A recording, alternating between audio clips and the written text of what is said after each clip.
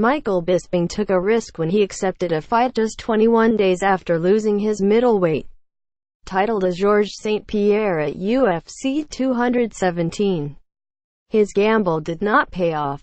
Kelvin Gastelum knocked out the former champ in the main event of Saturday's UFC Fight Night 122 in Shanghai, China. The loss at Mercedes-Benz Arena put Bisping on the first two-fight losing skid of his career. Despite that slide, the fact that the 38-year-old has fought in a record 29 bouts with the UFC, Bisping has no intention of hanging up his gloves just yet.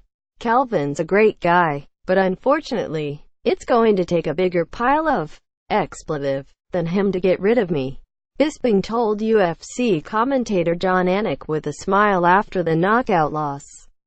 Congratulations to Kelvin. Well done. Well done. Sorry guys.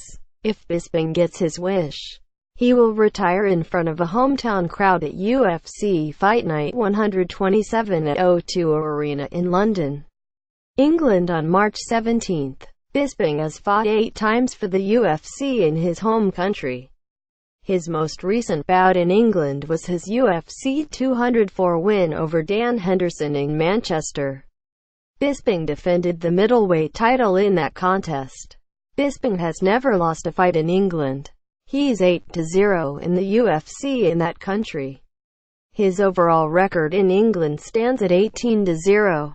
The last time Bisping fought at O2 Arena was in February 2016.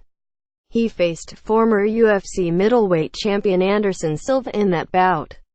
Bisping won that fight by unanimous decision after almost getting knocked out at the end of the third round. It would not be a surprise to see Bisping headline his final fight inside the octagon if the UFC does book him for the March event.